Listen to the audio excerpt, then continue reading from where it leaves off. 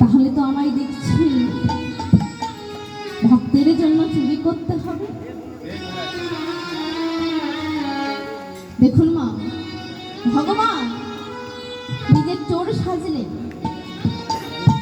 করল চুরি বৈষ্ণব। কি চুরি করলে?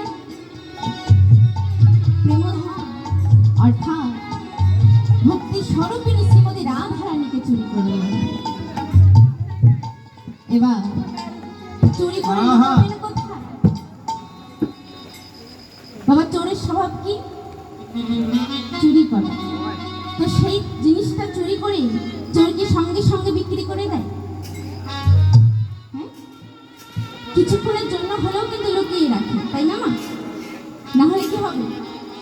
চোরকে যখন শ্বাস করা হবে তখন দেখবে এই তো চোরের কাছে জিনিসটা আছে, তখন কি হবে?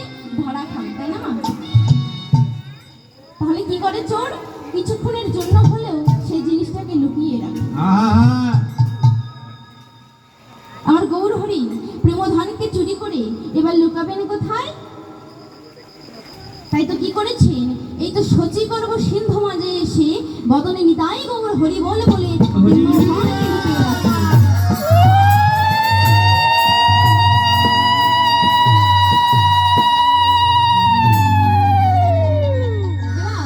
যেই না সচি করব সিন্ধু ভেদ করেছেন মা, এবার নদীয়ার এক নাগরিক এসে সচি মাতাকে ডেকে বলছে, সচি রে, সচি, তোকে একটা কথা বলতে কেমন কেমন মনে হচ্ছে, কিন্তু দেখ সচি, এই কথাটা না বলে যে আমি থাকতে পারছি না। এবার সচি বলছে, হ্যাঁ না করি বল, কি বলবি আমার?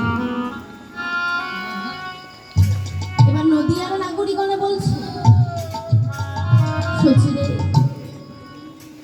তুই তো কিছুদিন পর সন্তানের জননী হতে চলেছিস। এই যে একটা কথা, এটা আমি কিভাবে বলি বল?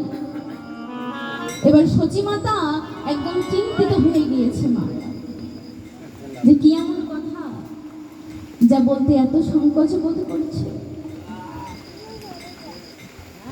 নাগরিকগণ বলছে, সচি রে, কথাটা না বলে যে থাকতে পারছি না, তাই শোন, তুই যে এত সুন্দর সন্তানের জননী হতে চলেছিস, তোর সেই সন্তানের জন্ম নেবার পর যে আর প্রাণে বাঁচবে না। এবার সচি মাতা, ও মা, এই জগতে কোনো মা যদি শোনে তার সন্তান জন্ম নেবার পর আর প্রাণে বাঁচবে না, তবে সেই মায়ের কি দশা? সচি মাতা কেঁদে কেঁদে আকুল হচ্ছে আর বলছে, নাগরী, বল বল, কি করলে আমি আমার সন্তানকে বাঁচাতে পারবো? নাগরিকগণ বলছে, সচি রে, দেখ সচি, আমরা তোর কষ্টটা বুঝতে পারছি। তুই যদি তোর সন্তানকে বাঁচাতে চাস, তবে দেখ, তোর বাড়িতে যে নিম গাছটা আছে, সেই নিম গাছের নিচে তুই তোর আতুর ঘরটা করিস। সচি মাতা তাই করেছিলেন মা। তার বাড়িতে যে নিম গাছটি ছিল, সেই নিম গাছের নিচে সে তার আদর ঘরটা করেছিল না। কেন? নিম গাছের নিচে যদি আদর ঘরটা থাকে, তাহলে তেতর ভয়ে আর যমদূত এসে তার সন্তানকে নিয়ে যেতে পারবে না।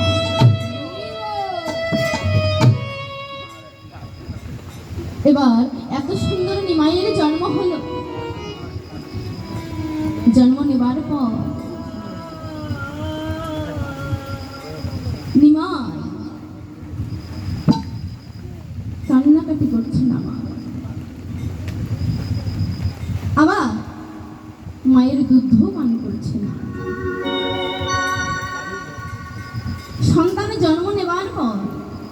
যদি কান্নাকাটি না করে তাহলে কি করে মা? আমাদের এই দেশে কোনো সন্তানও যদি জন্ম নেবার পর কান্নাকাটি না করে তাহলে কি করে বাবারা? ডাক্তারের কাছে নিয়ে যায়। তখন সেই ডাক্তার কি করে? সেই সন্তানটিকে থাপ্পড় মেরে মেরে হলেও কান্না করায় না। কেন? নাহলে সেই সন্তানটা বোবা হওয়ার সম্ভাবনা থাকে। যখন তিনি মায়ের কান্নাকাটি করছে না, আবার মায়ের দুধ পান করছে না, তখন বৈষ্ণবগণ বিচার করে দেখলে না সচিমাতা কখনো দীক্ষা মন্ত্র গ্রহণ করেননি।